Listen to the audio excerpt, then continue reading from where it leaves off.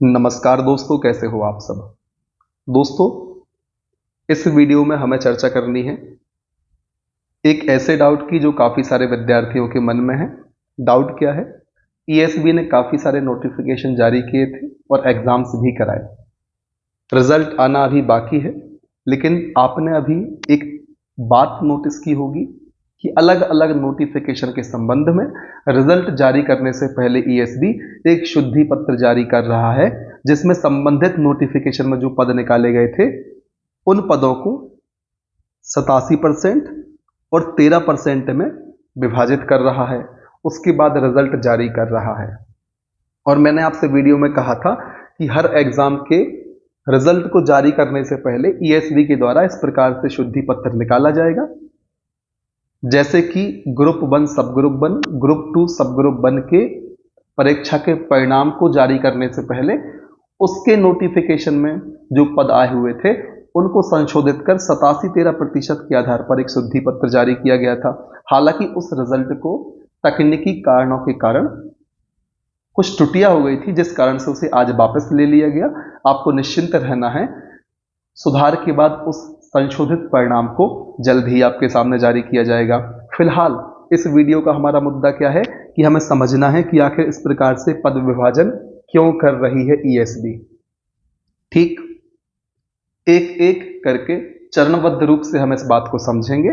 जिन विद्यार्थियों को इस बारे में जानकारी है वे विद्यार्थी इस वीडियो को छोड़ सकते हैं, और जो विद्यार्थी इस बारे में जानकार नहीं है या जानकारी नहीं रखते तो वे इस वीडियो को अंत तक जरूर देखें। आपके सारे डाउट क्लियर हो जाएंगे कि आखिर क्यों ईएसबी के द्वारा इस प्रकार से शुद्धि पत्र के माध्यम से सीट्स को दो भागों में विभाजित किया जा रहा है। तो चलिए शुरुआत करते हैं। दोस्तों, आपको ध्यान होगा कुछ समय पहले मध्य प्रदेश सरकार ने ओबीसी के रिजर्वेशन को 14% से बढ़ाकर 27% कर दिया गया था, जिस कारण से इसके विरोध में माननीय हाई कोर्ट जबलपुर में केस दायर किया गया था कि 27% रिजर्वेशन देना उचित है या अनुचित है। ठीक है, तो वो केस अभी माननीय हाई कोर्ट में चल रहा है। उसका अंतिम परिणाम अभी नहीं आया। ठीक, पहले रिजर्वेशन कितना था? 14% था। गवर्नमेंट ने कितना बढ़ाया? 13% बढ़ा के 27% कर दिया। कितनी बढ़ोतरी हुई? 13% की बढ़ोतरी हुई। अब आपको ध्यान रखना है कि जितने भी नोटिफिकेशन ईएसबी के द्वारा निकाले गए थे उसमें ओबीसी को 27% रिजर्वेशन ही दिया गया था, जबकि अंतिम निर्णय हाईकोर्ट का अभी तक आया नहीं है। अब समस्या कब होती? मान लो ईएसबी 27% पर रिजल्ट निकाल देती और माननीय हाईकोर्ट का निर्णय 14% पर आता, तो जिन विद्यार्थियों का चयन 13% में हुआ था अंत के ओबीसी वर्ग में, उनको फिर वापस बुलाना पड़ता, उनका सिलेक्शन नहीं माना जाता। और इसी प्रकार से मान लो ईएसबी ओबीसी को 14% सीट्स देकर रिजल्ट जारी करती और माननीय हाईकोर्ट का फैसला 27% पर आता, तो फिर जो जनरल के 13% विद्यार्थी थे उनको वापस भेजना पड़ता सिलेक्शन होने के बाद। तो इस प्रकार से ये पैंच फंस रहा था रिजल्ट को जारी करने में, जिस कारण से इतना लंबा समय लगा कि अभी तक रिजल्ट जारी नहीं हो पाया। तो ईएसबी के द्वारा क्या रास्ता निकाला गया, अब इसकी चर्चा कर लेते हैं। कुल 100% पदों पर भर्ती होनी थी। ठीक, प्रॉब्लम कहां आ रही थी? उन 13% पदों को लेकर जिनको सरकार के द्वारा बढ़ाकर, या सीधा कहें कि 13% रिजर्वेशन और ओबीसी कैटेगरी को बढ़ाकर 27% किया गया था। और माननीय हाईकोर्ट में क्या केस चल रहा था कि जो 13% पद बढ़ाए गए हैं या 13% रिजर्वेशन बढ़ाया गया है ओबीसी के लिए, वो सही है या नहीं है, उसको बढ़ाया जाना चाहिए या वापस से 14 किया जाना चाहिए। तो समस्या इन 13% पदों को लेकर आ रही थी जो ओबीसी को दिए गए थे। हो सकता है माननीय हाईकोर्ट का फैसला जब आए तो वो ओबीसी को दे दिए जाएं। लेकिन यदि फैसला 14% पर आया तो फिर समस्या हो सकती थी, और दोनों वर्गों को समस्या हो सकती थी। इसलिए ईएसबी के द्वारा बीच का रास्ता निकाला गया कि इन 13% पदों के साथ हमें छेड़छाड़ नहीं करनी। हम रिजल्ट बनाएंगे 87% और 13% दो लिस्ट के आधार पर। 87% को हम मुख्य भाग कह देंगे और 13% को हम प्रावधिक कह देंगे। मुख्य मतलब मेन लिस्ट और प्रावधिक मतलब जिसका निर्णय माननीय हाई कोर्ट के निर्णय के बाद होगा कि किसको इन 13% सीटों को दिया जाए। यदि निर्णय ओबीसी वर्ग के फेवर में आता है तो ये सीटें उनको दी जाएंगी। यदि निर्णय जनरल वर्ग के फेवर में आता है तो ये सीटें जनरल को दे दी जाएंगी, और बाकी जो अन्य वर्ग हैं उनका इन 13% सीटों के संबंध में कोई लेना देना नहीं है।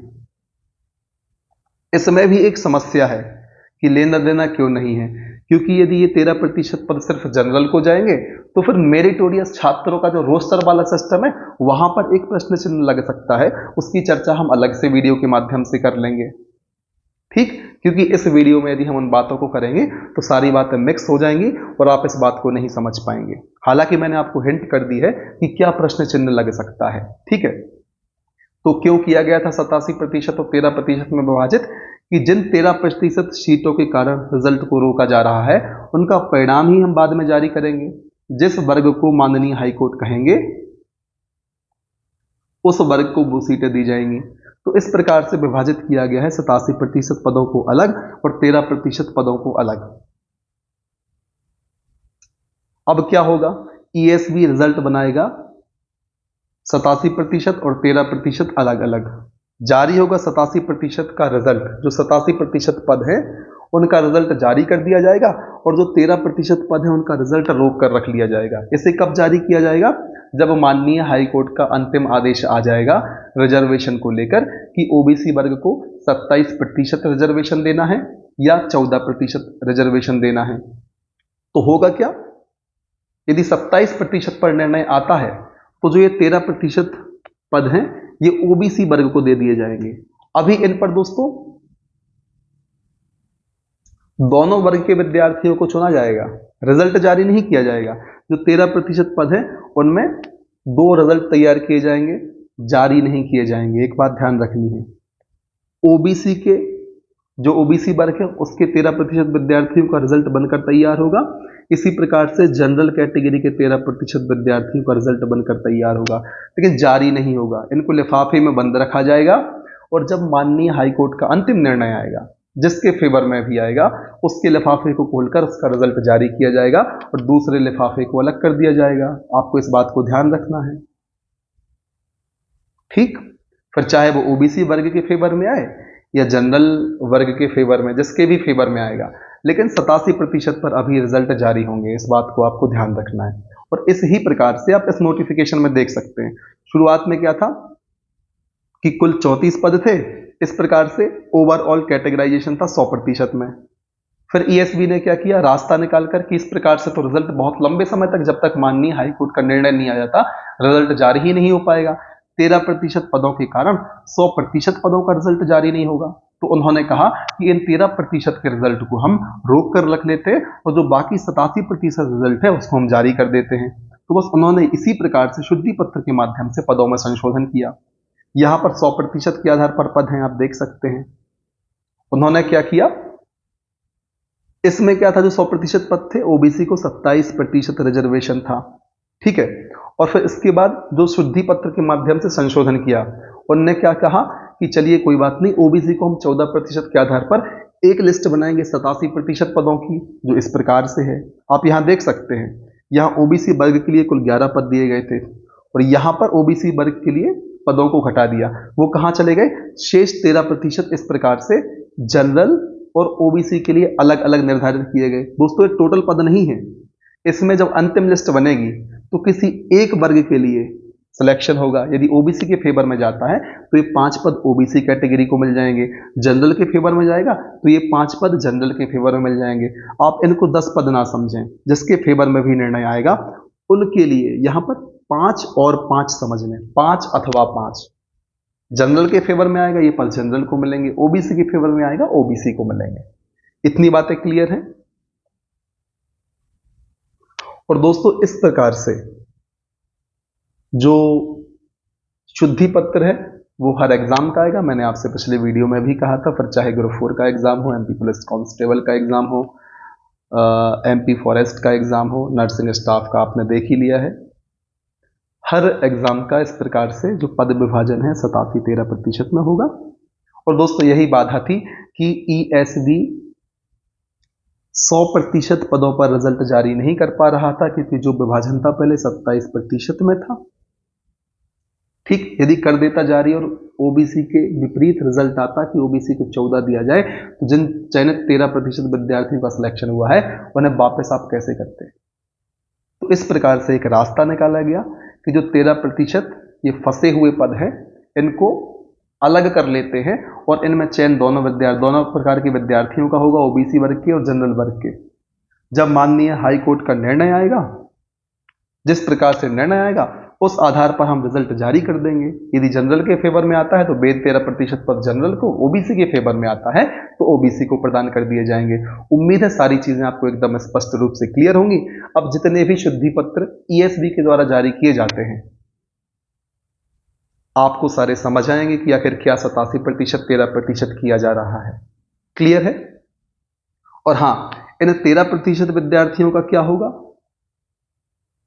इनका रिजल्ट तब आएगा जब माननीय हाई कोर्ट अपना अंतिम निर्णय सुना देता है ओबीसी रिजर्वेशन केस पर।